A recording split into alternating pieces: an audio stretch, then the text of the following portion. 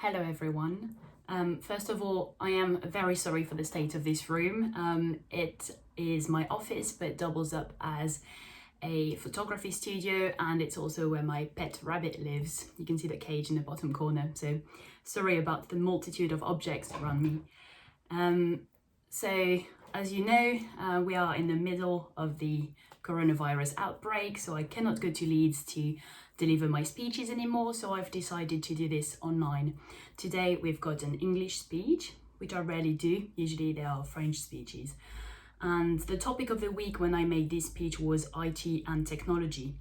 I designed it as a consecutive speech, but you can probably also try it as a simultaneous speech when you get a bit more used to the technique. This speech is quite long. It's about 8-9 minutes. There isn't much vocabulary to give you, maybe. No, I think it should be all right. It's very conversational about an item of technology that I've recently purchased. I will start now. Good morning, everyone. Today, as the topic of the week is IT and technology, I would like to tell you about the last piece of technology I bought. For the purpose of this session, I googled the term technology to see what exactly was its definition, and I found this in the Oxford English Dictionary: the application of scientific knowledge for practical purposes. What I think this means is that we use science to make machines which act in our best interests, to help us, basically. Well, originally, I was against the last piece of technology that I bought, the one I'm going to tell you about. I couldn't see its benefits, and I even thought it would be very annoying to own one of those. Let me introduce you to somebody you probably already know, Alexa. The first and probably the main issue I have with Alexa is her name. Don't get me wrong, I love the name Alexa, and I think it would suit a young, active woman. But that's the point, it would suit a woman, not a robot.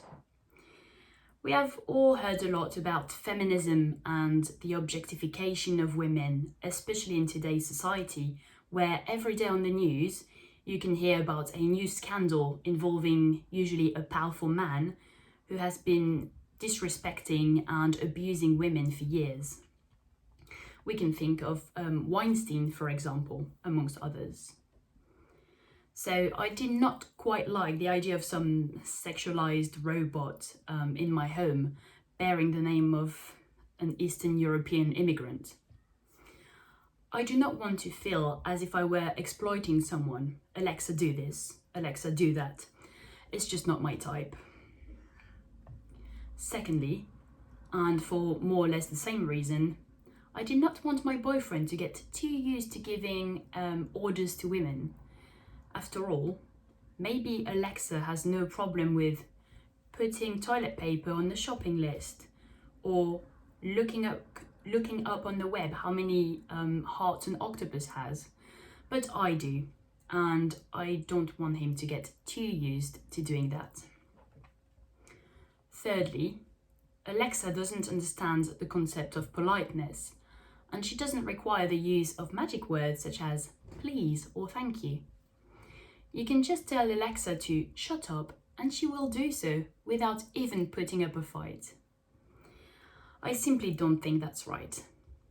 I shall go even further on this point, as I think that Alexa should only fulfill your wish, or should I say command, if you use these magic words.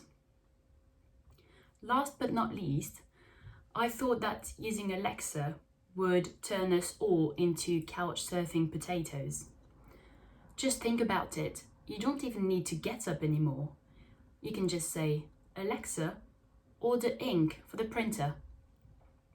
And Alexa goes into your Amazon account, checks the type of ink you've bought before, adds it to your basket, and you can just check out from your sofa just using your voice.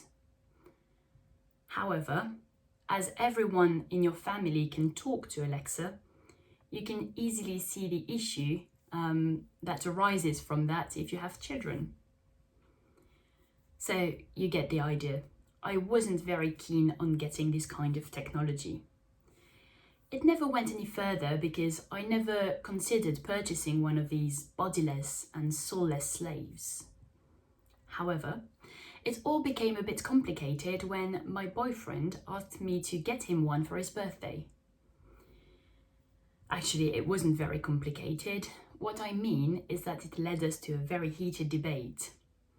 He put forward all these clever arguments and made me look like a silly and jealous diva who couldn't even stand bearing the voice of another woman in the same room, even if that woman wasn't even real.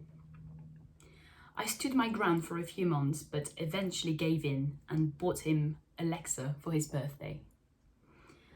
And even though my first worries have not disappeared, I have now almost completely changed my mind about her. First of all, she doesn't take much space. It's just a tiny circular box that you can put anywhere you like.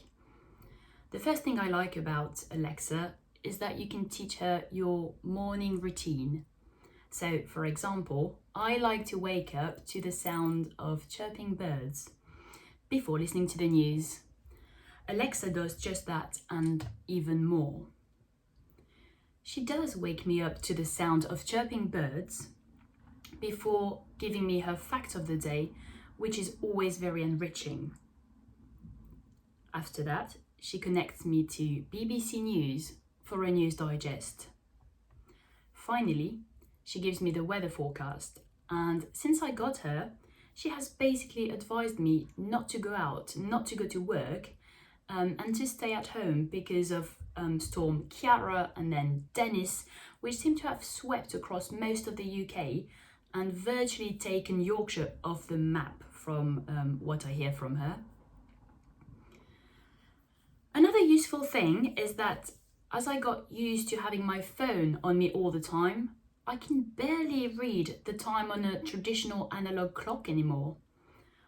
I just need to ask out loud, Alexa, what time is it? And she tells me the time. And do you know what my favourite thing about Alexa is? It's her cooking jazz playlist. I never thought such a thing existed, but it does.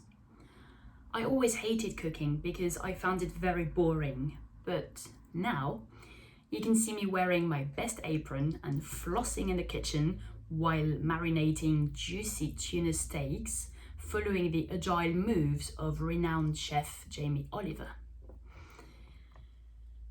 Using Alexa does not necessarily mean that you become lazy and inactive, but she can almost actually become your PA. So, for example, when I do some research for an interpreting job, I can be doing some research on a specific topic and then suddenly encounter a new word and I don't know what it means. So I can keep working and doing what I was doing and at the same time ask Alexa what that word means, and she finds out for me. As for the issue of politeness, in the end, I think it's only a problem if you're not a polite person in the first place. Personally, every time I ask Alexa something, I end my sentence with please and thank you. She herself is very polite and always has a kind word. I believe that this can actually make someone not too polite more polite, and if children use Alexa growing up, I think they can get used to hearing those kind words and then use them themselves. In a nutshell, I would have preferred if Alexa had been called George or something else altogether. But I am now very happy that she is part of the family, as she seems to be the only one that is interested in hearing about my love for spiders. Thank you very much for listening today.